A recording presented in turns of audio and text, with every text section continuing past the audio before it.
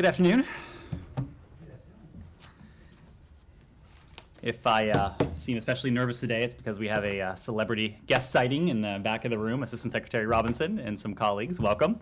Good to see you.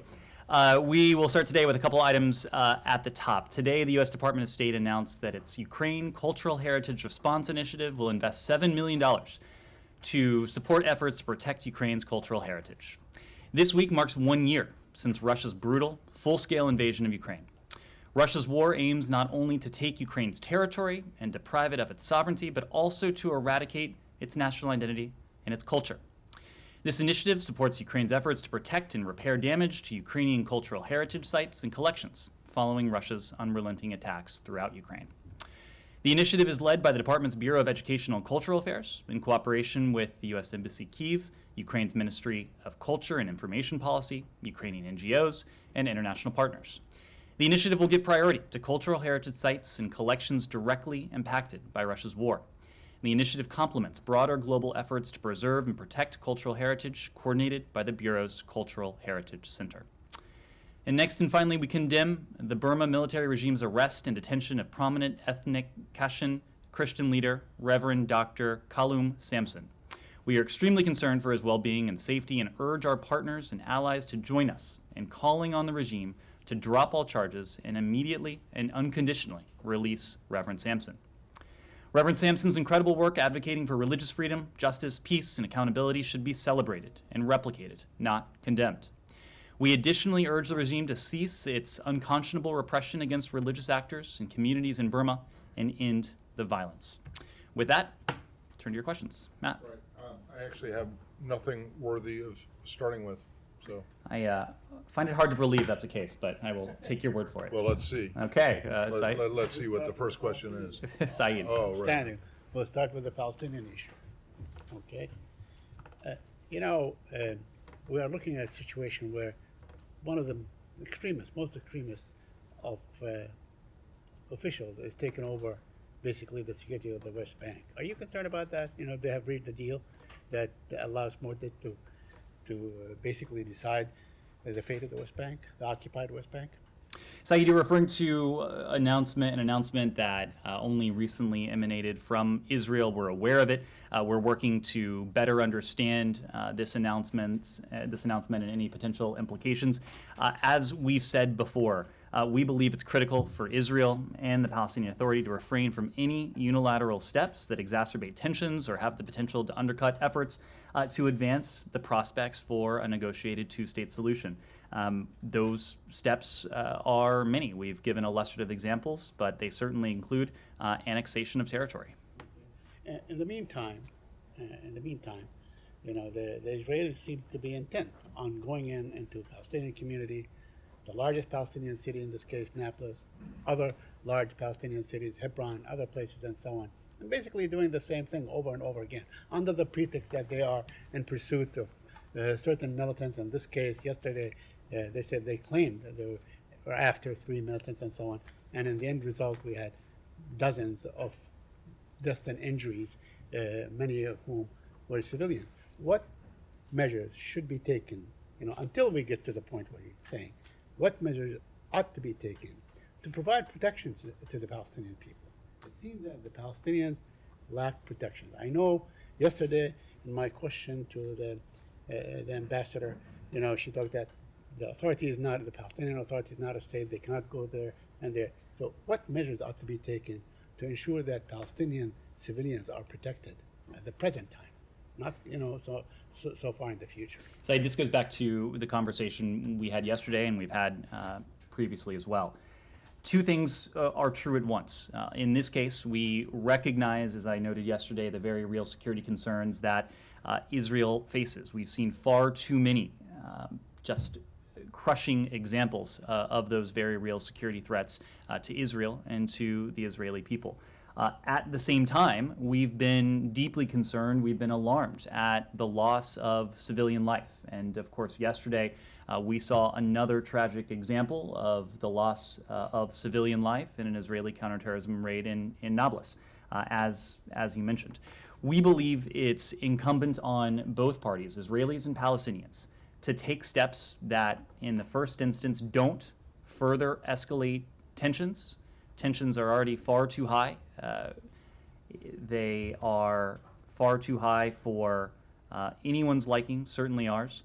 But from there, to take steps to actually de-escalate tensions, to take steps that bring down the temperature, that will allow the parties to work together to improve the security situation in the West Bank. To your question, we think that's imperative, and to address the tensions that have been inflamed of late. We are ready, willing, and able to support the parties in any way that we usefully can.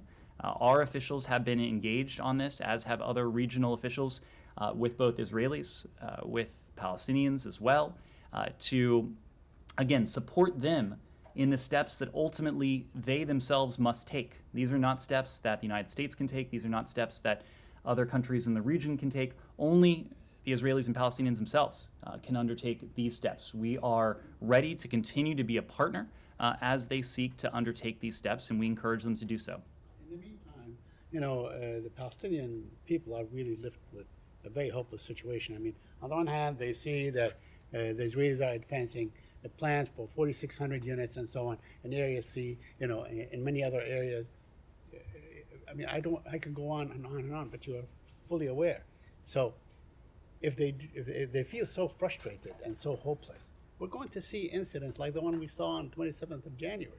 I don't think it can be avoidable, whether it's planned or not planned or whatever. I mean, aren't you concerned that violence begets violence, and this, horrible, unbridled Israeli violence will ultimately, create counter-violence? Saeed, I want to be very clear that we condemn all forms of violence. We condemn terrorism in all its forms. There is never a justification for any act of terrorism.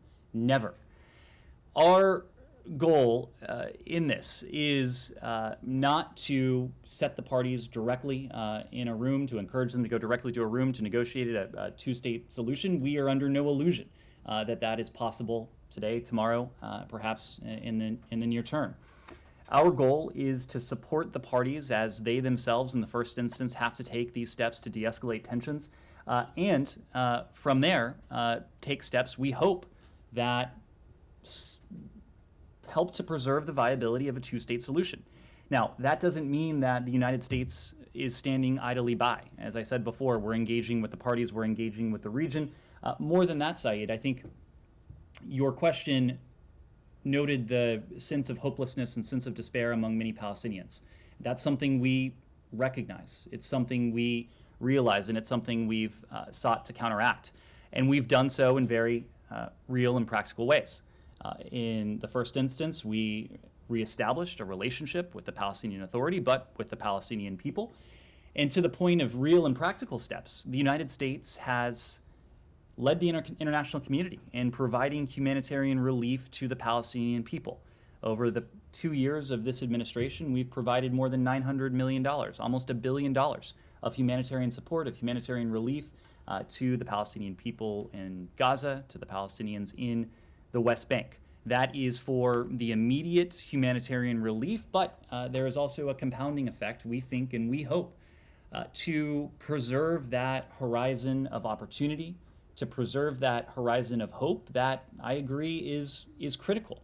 We cannot afford to let either side, either Israelis or Palestinians, lose that horizon of opportunity, that horizon of hope.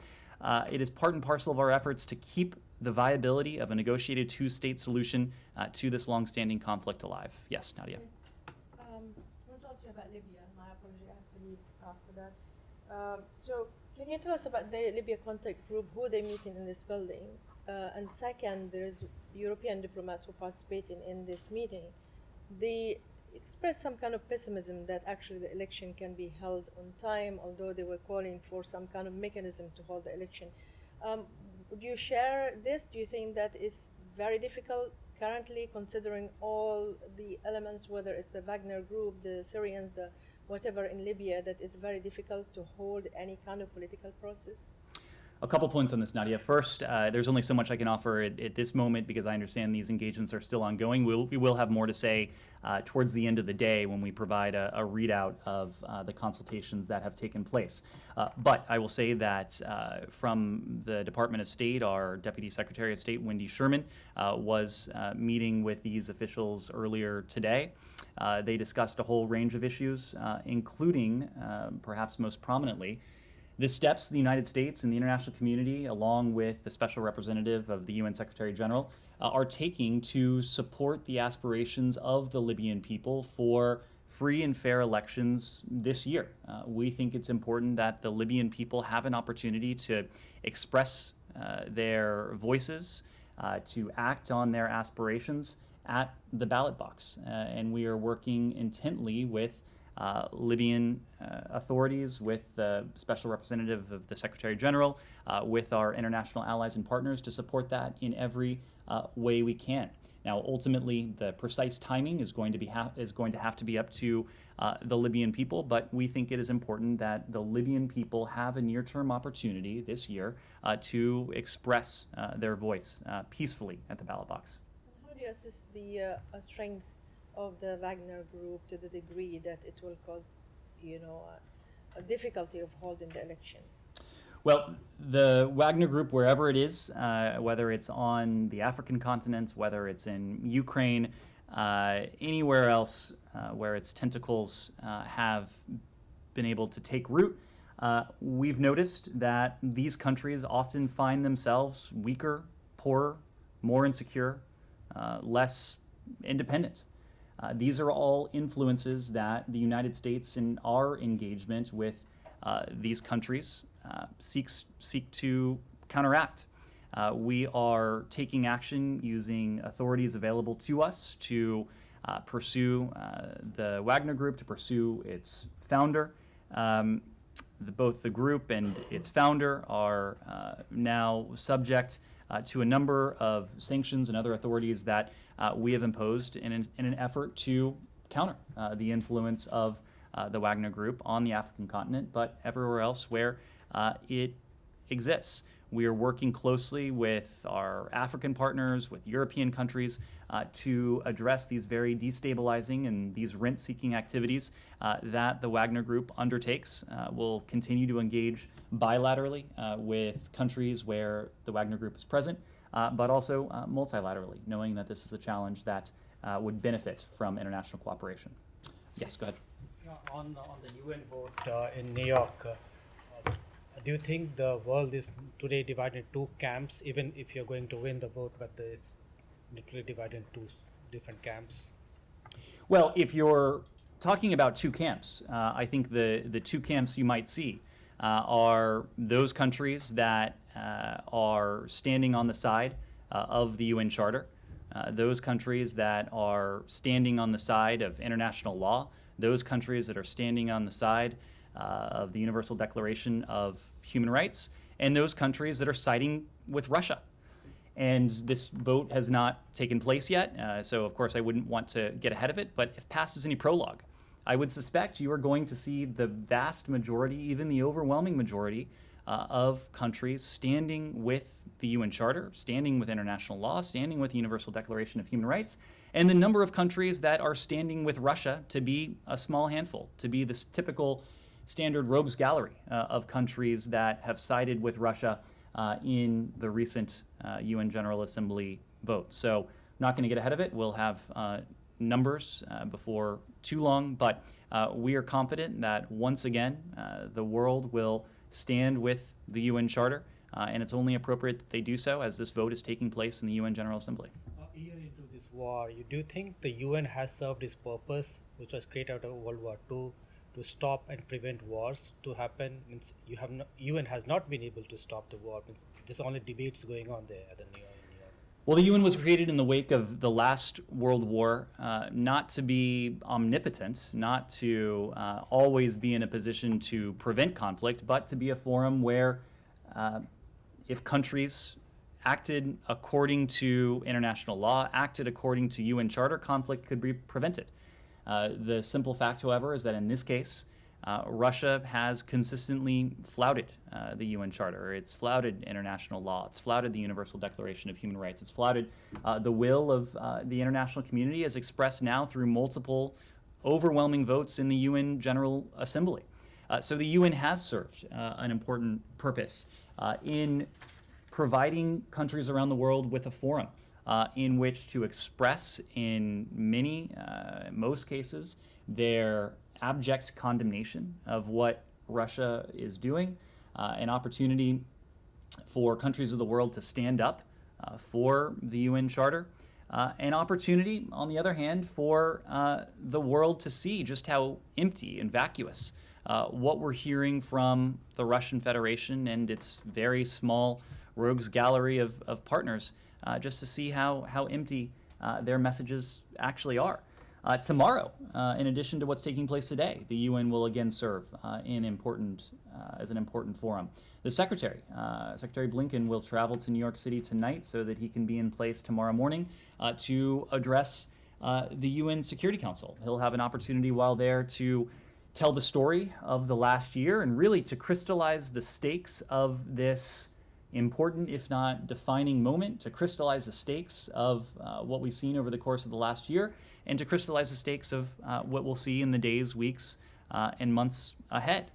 He'll, in some ways, tell the story of the last year, and in some ways that story begins in the very same place, because it was in the UN Security Council chamber just about a year ago, a little over a year ago now, when the Secretary laid out almost to a T what we expected to see of Russia as it amassed its forces on Ukraine's borders, as it told the world in no uncertain terms that it would not invade Ukraine, only to follow the script that the Secretary laid out in the UN Security Council chamber days later, despite the protests at the time from Russia to the contrary.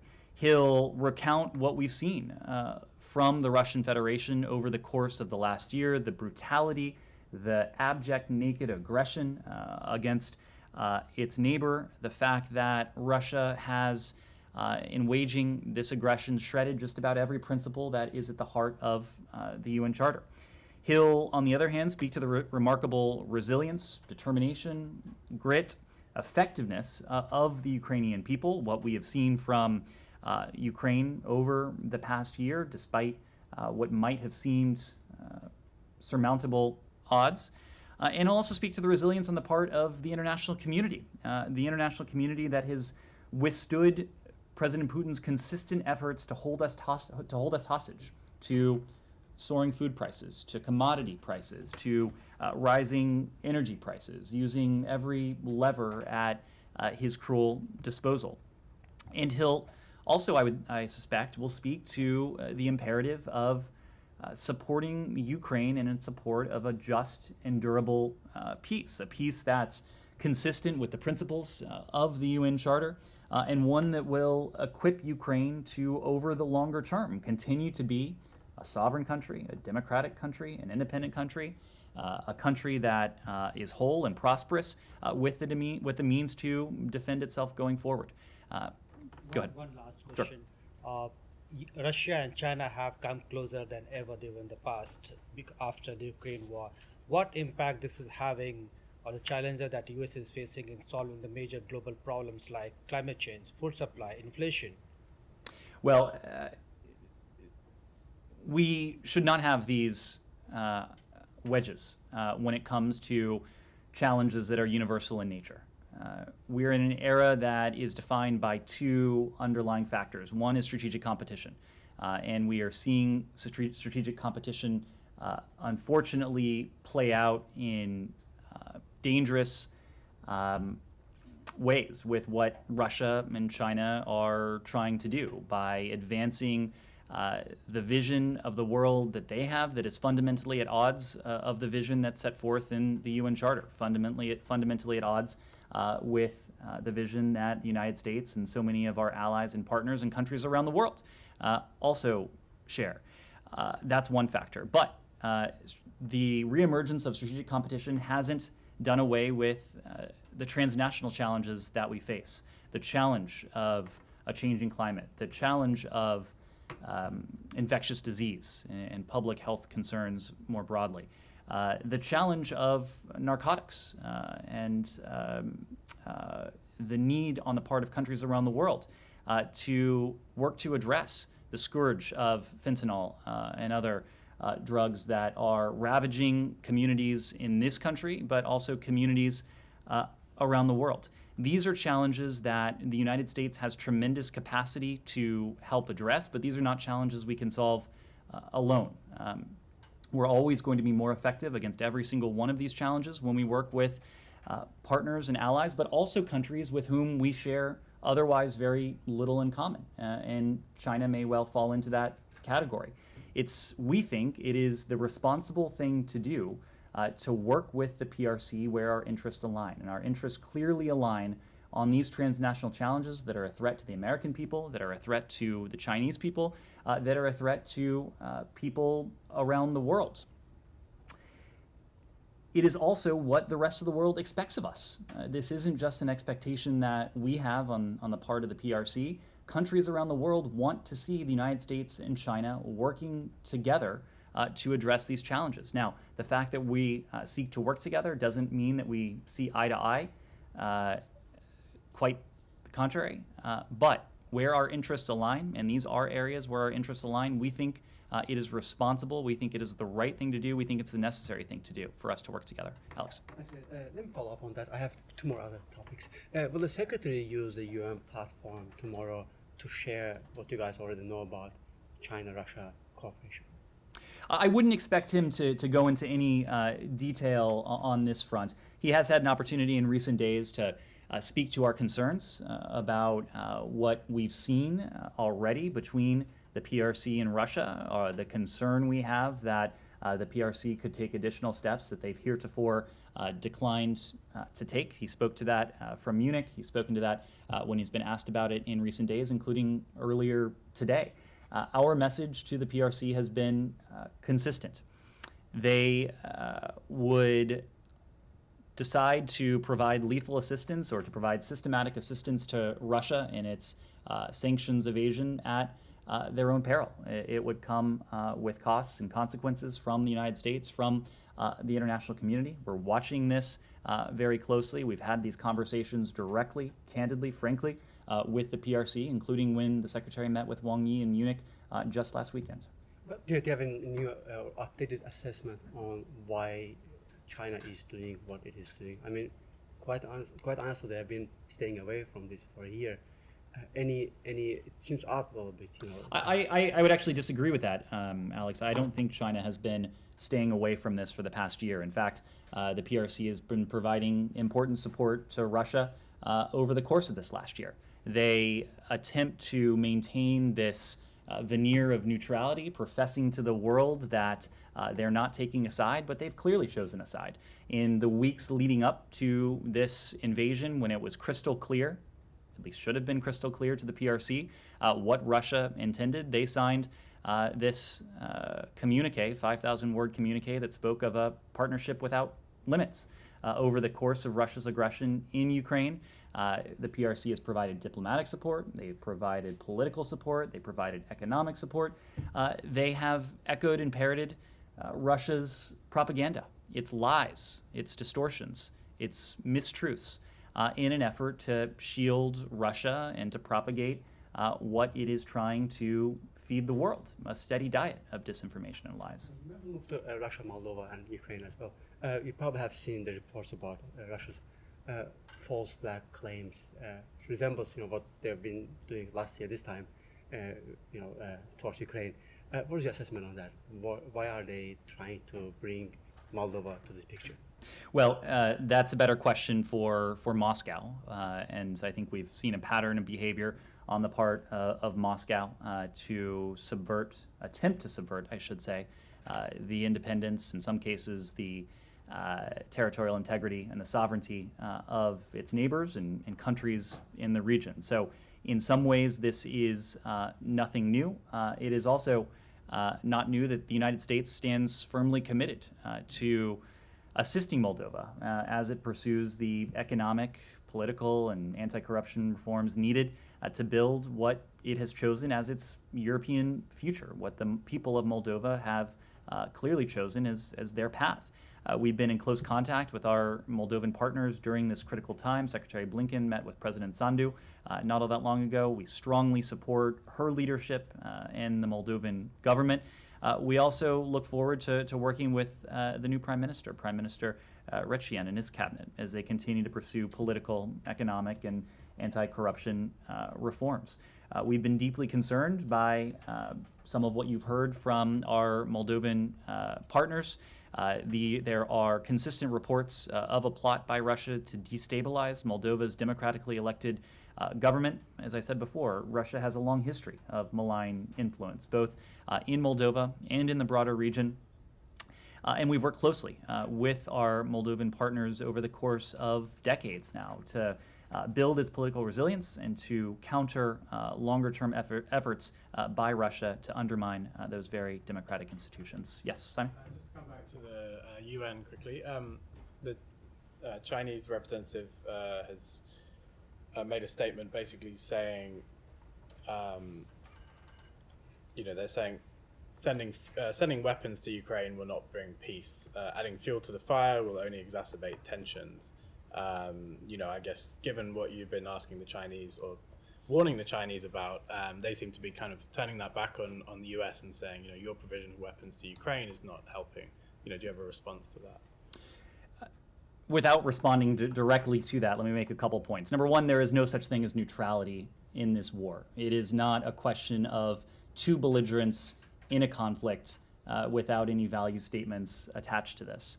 It is a question of an aggressor waging fierce brutality against its neighbor without any justification whatsoever, without any basis in international law.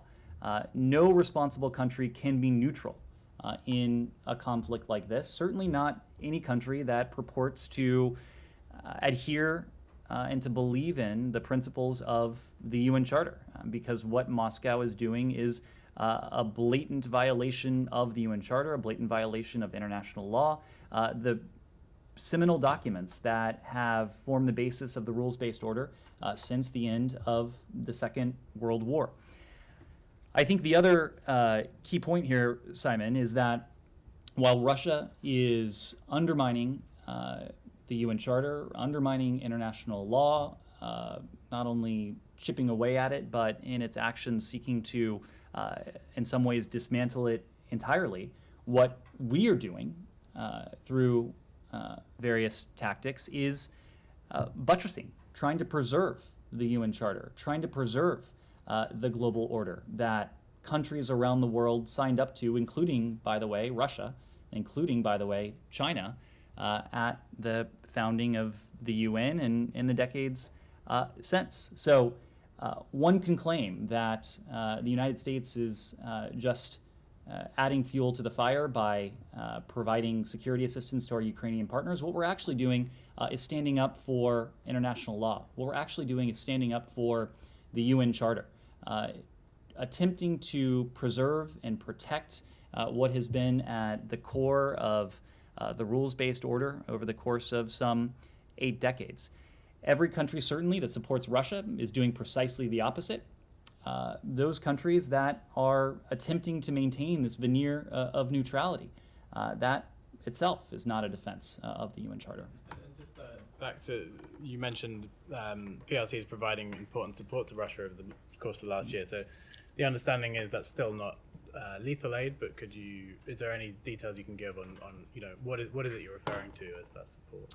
What we're referring to is what we have seen on the part of Chinese companies, and of course our concern is predicated on the fact that in a state-run economy like the PRCs, there is not the clear delineation between the public sector and the private sector that you have in a country like the United States. But we've seen companies in the PRC provide non-lethal assistance to Russia.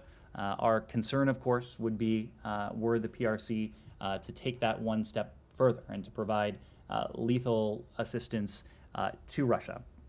This is not something we've seen yet, but at the same time, we don't believe that the PRC has taken it off the table. we remain prepared to sanction any entity, any company in any country around the world that violates U.S. or international sanctions. Just it had been kind of previewed by the secretary that at some point you would give more detail about this intelligence suggesting that the Chinese are considering going a step further that you're warning about. Since Saturday we haven't heard anything more on that. Is there any more details that you're going to be able to give? I'm not in a position to offer any additional details at the moment. I know there's intense interest in this, but our concern is predicated in the very fact that we have been able to express this concern has been predicated on information that was known to us that we have since released to the public. I know that's not in much detail. I know there's intense interest in garnering additional detail. If we're able to provide that, we will, but what is paramount to us always is protection of sources and methods and to preserve our ability to obtain this kind of information going forward. Camilla. Thank you. We have a U.S. official telling CBS on background that the U.S. expects Russia to mark the 1-year anniversary tomorrow with a barrage of missiles and drones against Ukrainian cities. Can you comment at all on that? I can't confirm that. Of course, we all hope it's not true. We all hope that tomorrow is a day in Ukraine that is free from the types of attacks, drones, missiles, bombs, shells that have come to define the past year.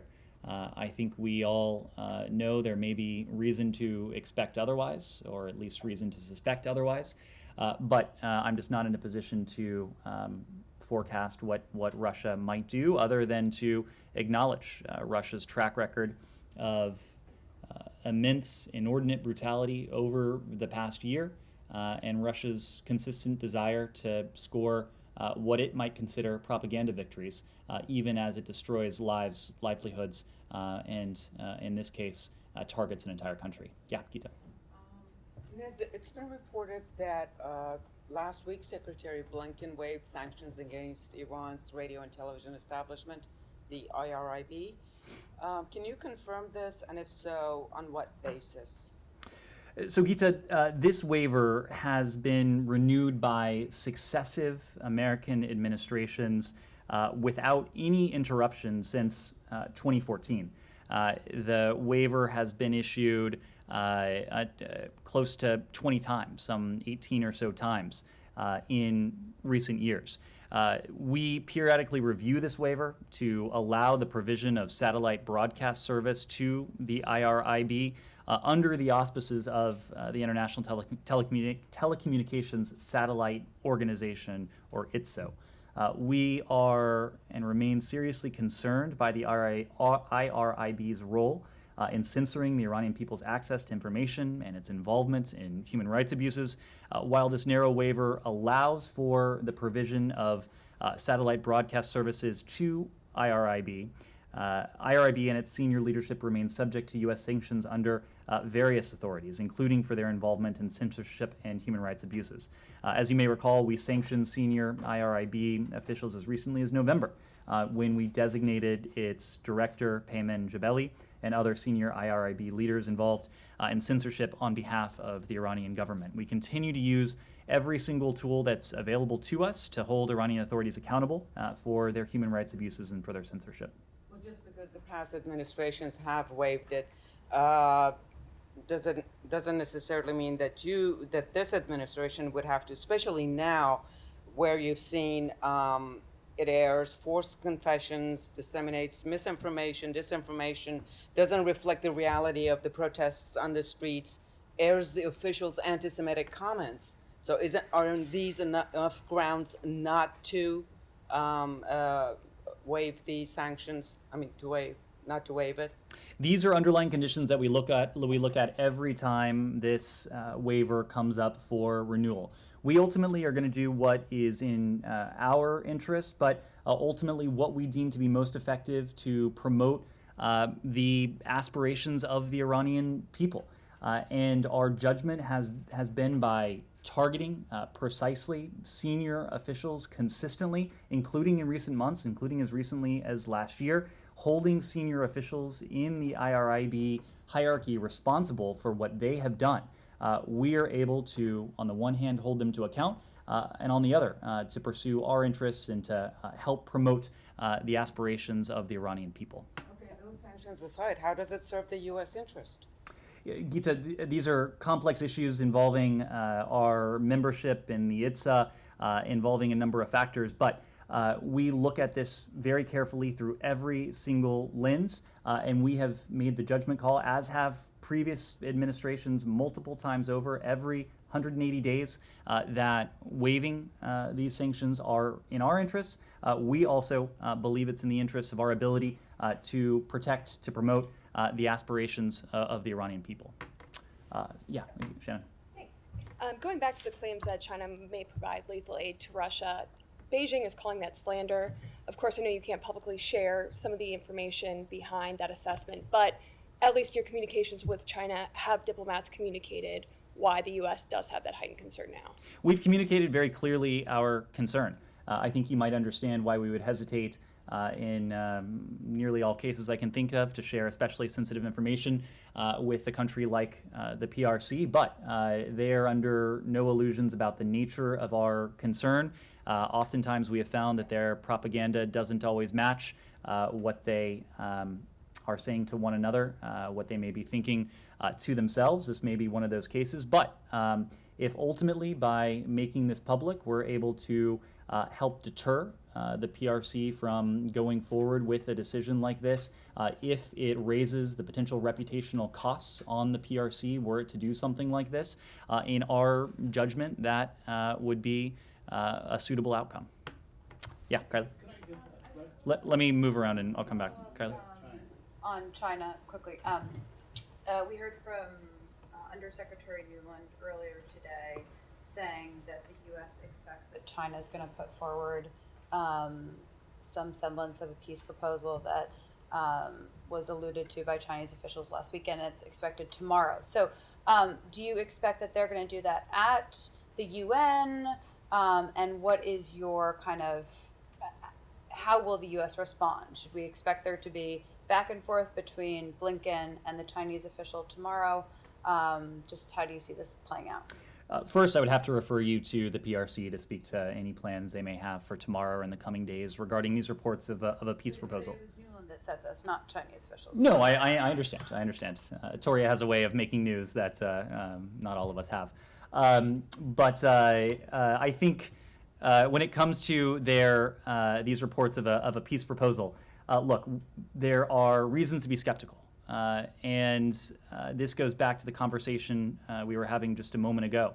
The PRC seeks to have it both ways. It seeks to present this air of neutrality, purport to not take a side in Russia's brutal war against Ukraine, while at the same time lending important forms of support to Russia's war. Again, it's economic assistance to Russia, it's diplomatic assistance, political assistance, it's provision of messaging support as well. So all of that gives us a great deal of pause when we hear reports that the PRC is planning to present, I'm sure, what they will advertise as an impartial peace proposal. Of course, Wang Yi was in Russia this week. Unless I've missed it, I'm not aware that Wang Yi made a symmetrical visit to Kyiv to discuss their ideas for a peace proposal.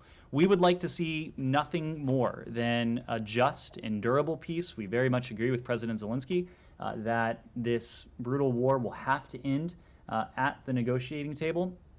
But we are skeptical that reports of a proposal like this will be a constructive path forward. Now, we're going to reserve judgment until we see it.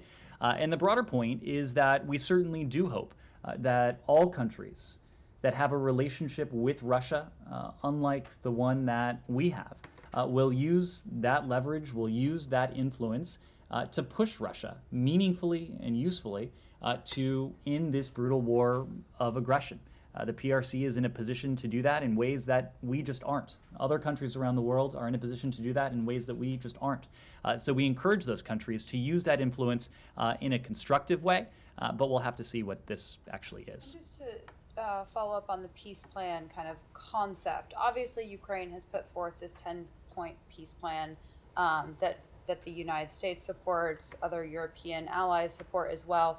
But we've had conversations about U.S. officials working with Ukrainians to sort of narrow in and fully flesh out that peace plan. Is there any update on those efforts that you can offer to us? This is a peace plan that President Zelensky and his government have put forward. This is a Ukrainian plan for a just and durable peace. It's a plan that, as you said, has 10 elements. These are elements that we think would help culminate in the very just and durable peace that the United States seeks, but most importantly, that Ukraine seeks. We're a partner to Ukraine in every way. Of course, there's been no shortage of attention on our provision of security assistance, less so, but still important on our provision of economic assistance, humanitarian assistance. But our embassy in Kyiv, officials here in Washington, are working on a daily basis with our Ukrainian counterparts to assist them across the board. And we always provide our feedback, our counsel when they request it. But ultimately, these are decisions, these are documents that the Ukrainian government is responsible for, and these ideas are theirs. Yes? Just to clarify this, Assistant Secretary Nuland also said that the United States is willing to look at peace plan as, you know, as was just said, but it would have to be a serious one, not a frivolous one. In essence, that's what she said, for, you know, just and durable peace. Is anything short of going back to the lines of, let's say, February 23rd, 2022, it would be considered frivolous or, you know, a non-starter? That's just a question I can't answer, Saeed. It's not a question for the U.S. government. It's a question for our Ukrainian partners. To what I was saying to Kylie, these are decisions for them to make. The United States will support them in those decisions, but ultimately these are their decisions. Yes? Thank you so much, John. From Airways. A trade delegation from Pakistan is in the town to talk about trade and investments. I've seen a media report that there is a massive increase of American investments in Pakistan, like 50% of it. Can you share some details about these ongoing talks and how U.S. can help Pakistan to take them out from the current economic crisis? Sure. I think you're referring to the Trade and Investment Framework Agreement Council ministerial meeting. This is a meeting that is hosted by the U.S. Trade Representative, Ambassador Tai. We think it exemplifies our commitment to deepening our economic and commercial ties with Pakistan. We believe that a robust trade relationship between the United States and Pakistan is more important than ever to bolster Pakistan's economic stability as it recovers from devastating floods, while at the same time also providing opportunity to Americans and to American businesses in this country, exposing them to new markets, Pakistani markets in this case. Our trade relationship with Pakistan has helped both Pakistani industries and consumers. We have long been Pakistan's largest export market with potential for even further growth, hence the meeting today. And we believe there is great potential to expand bilateral trade with Pakistan further, particularly in energy, agricultural equipment and products, franchising, retail trade, information and communications technology products and services. We have been a leading investor in Pakistan for the past 2 decades, and in the past year, our investments have increased by some 50%. U.S. investment in Pakistan is the highest it's been in over a decade, and U.S. corporations have announced more than $1.5 billion in investment plans in Pakistan since 2019. U.S. companies and their local affiliates, moreover, are among Pakistan's largest employers, with roughly 80 U.S. companies directly employing more than 120,000 Pakistanis. The Office of the Trade Representative may have additional details following this ministerial, so you may reach out to them as well. So we have seen a series of terrorist attacks in Pakistan. Hundreds of people were killed, and people are saying that there will be or might be a deadly summer in Pakistan, as not TTP but Daesh, ISIS, also planning to kill innocent civilians. So there were like some high-level engagement in recent days, and I believe there's a counterterrorism dialogue coming up very soon. So what kind of help or support Pakistan is asking from US to crush these terror networks in Afghanistan? Well, our engagement on this subject is rooted in the fact that terrorism is a threat that has taken many Pakistani, Afghan, other innocent lives over the course of far too many years now. The United States and Pakistan have a shared interest in ensuring the Taliban live up to the commitments that they have made, and that terrorist groups that may be active in Afghanistan, like ISIS-K, TTP, Al-Qaeda, as you mentioned, are no longer able to threaten regional stability. I refer you to Pakistani authorities for questions about their counterterrorism policy as it relates to Afghanistan, but at the end of the day, we do have shared interests. Dylan. Yeah, back on Ukraine for a second. You said yesterday, as we're going up to the 1 year mark of the war, that there's no indication really that you're aware of that Russia is ready to negotiate in any way, seriously at least. But you also said essentially that the plan is to continue forward as you have, as far as providing significant aid to Ukraine, sanctioning Russia, otherwise diplomatically pressuring them. As we're at the 1 year mark of the war, and you're seeing no indication that Russia wants to negotiate still, is there any thought to altering the approach, perhaps trying to take a more proactive role in peace negotiations, or ratcheting up pressure on Russia in a way that you haven't thus far, or are you just going to continue with what you've been doing largely?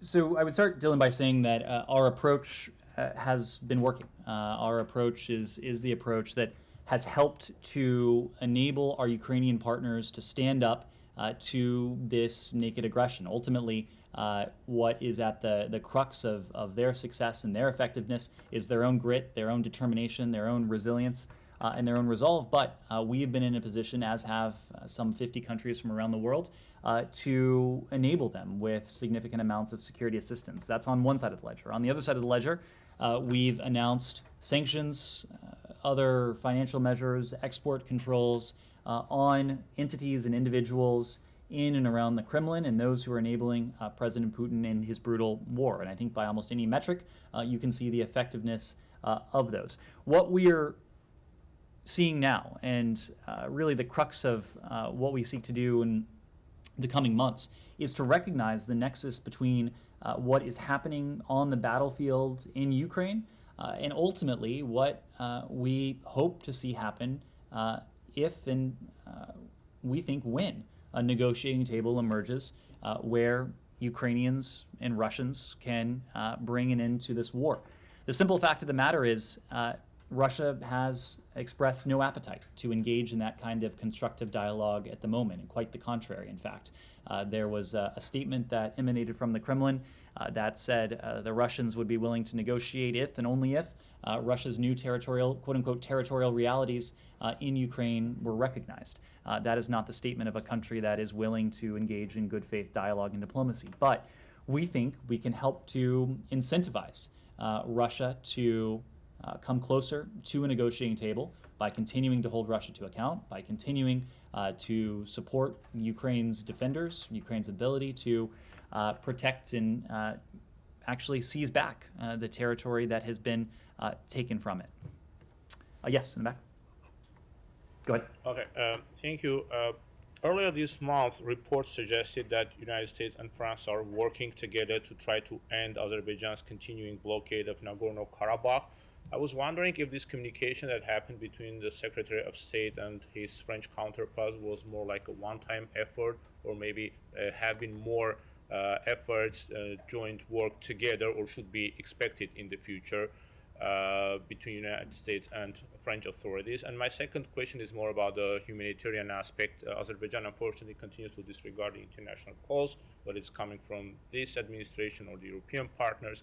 And the situation on ground continues to deteriorate. The hospitals, the schools cease to function normally in Nagorno-Karabakh. I was wondering if the administration considers stepping in and maybe delivering humanitarian aid to Nagorno-Karabakh using USAID or other capacity of USAID or other channels. Thank you. So on your first question, we have made clear through our word and our deed that we are ready and able to help the parties, Armenia and Azerbaijan, advance progress on these very difficult questions in any way that we can.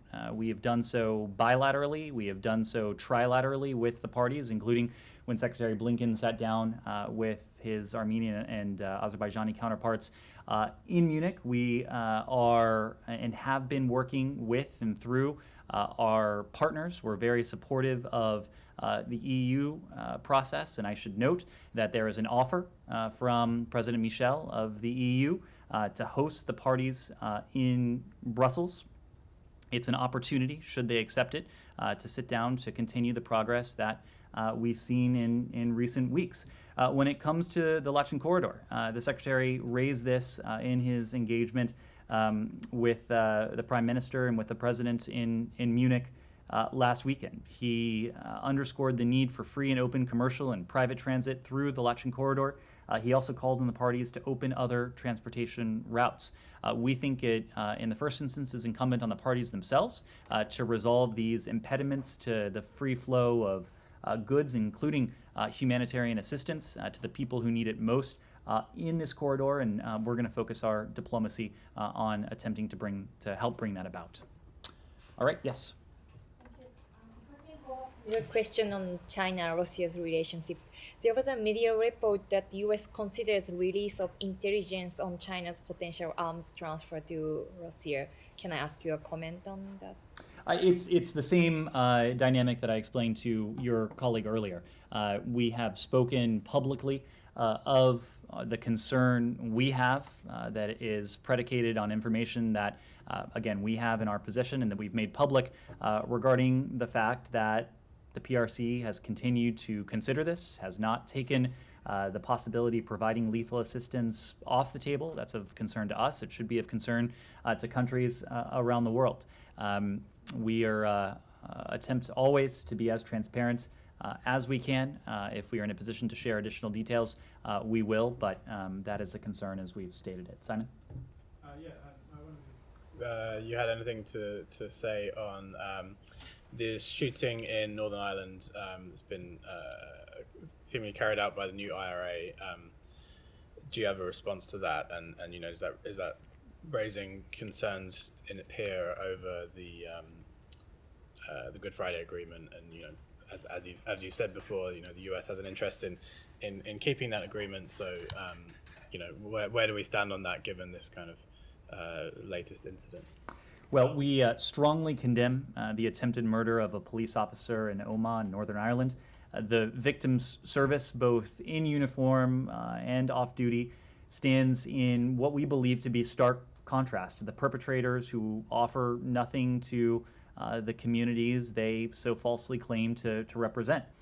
The cornerstone of Northern Ireland's continued progress is unequivocal and universal rejection of violence. We stand in solidarity with the police service of Northern Ireland, as well as local elected officials and community leaders, for their efforts to ensure that there will never be a return to the darkest days of the past. Our thoughts are with the family, friends, and colleagues of the officer at this time. We'll continue to be in touch with our colleagues and our counterparts on this. Camille? Just off the back of that, can we expect Ambassador Kennedy to be making a trip at any point soon to Northern Ireland? If we have travel of Joe Kennedy to speak to, we will. He has been on the job for a number of weeks now, as you know. His role is focused on economic development in Northern Ireland. It's a slightly different role than what we've been talking about in terms of the Good Friday Agreement and our efforts to preserve the gains of recent decades. But Joe Kennedy's assignment is an incredibly important one. It's important to the economic opportunity, the economic promise that's in Northern Ireland. And if we have travel to speak to, we'll let you know. Quick final question, Alex. Two final, if you don't mind. Conventional arms transfer policy that you guys have updated today. My understanding is that you guys are mostly focused on the risks of use of U.S. weapons in committing human rights violations. Can you walk us through the risk assessment process, how the department is going to determine that? And also, will you be able to backtrack a little bit? There are some controversial agreements that you guys have made with countries such as Egypt and others. will you be able to reverse those agreements? So first, this is a forward-looking policy. It is a forward-looking policy that isn't retroactive. It will look at the potential transfer of conventional arms to U.S. Allies, partners, countries around the world, based on the criteria that is spelled out, based on the merits of any potential transaction that will be weighed against a series of criteria. It's probably best if we email you the criteria, because I could go through a number of points right now, but it would take far too long. Let me just say it is a rigorous set of criteria that looks at everything from the degree to which the transfer supports U.S. strategic and foreign policy interests, the risk that the recipient may use the arms transfer to contribute to a violation of human rights or international humanitarian law, the overall stability of the potential recipient political system, and many more where that came from. So we can provide that to you in some detail. Yeah, thanks so much. And last on Karabakh, you mentioned Brussels process. It's the third time you have been referring to the upcoming meeting. Do you have any date or venue in your mind? I mean, Brussels is going to be in Brussels, but when? My understanding is that the invitation and the opportunity has been extended to the parties. Ultimately, it's going to have to be up to the parties themselves, our Armenian partners, our Azerbaijani partners, to speak to their potential participation in any such meeting. Russia has been particularly slamming the Brussels process in the past couple of weeks, saying that they are derailing our negotiation process. Do you have any comment to that? My only comment is that we hope to see the progress that we have seen in recent weeks continue. And we are ready to support the parties as they pursue talks towards a comprehensive solution to this challenge. Yes, final question. President today announced that he has nominated Ajay Banga as the World Bank president. Was the State Department secretary consulted on this? These are decisions that involve officials across the executive branch. We were delighted to see this nomination today, precisely because Mr. Banga is, we believe, uniquely equipped to lead the World Bank at a critical moment in history. He's a truly exceptional candidate, and his leadership and management skills, his experience living and working in emerging markets, his financial expertise, all of that will help him achieve the bank's objectives of eliminating extreme poverty and expanding prosperity around the world, while also evolving the bank to meet the transnational challenges we've talked about, including and perhaps most notably climate change. A renowned executive, Mr. Banga has led a large organization with some 20,000 employees. He's advocated for diversity and inclusion. He's delivered results at every turn. His efforts have helped bring 500 million unbanked people into the digital economy, deploy private capital into climate solutions, and expand economic opportunity through the Partnership for Central America. We are excited to see his nomination, and ultimately it will be up to the World Bank's board to make the final decision. Thank you.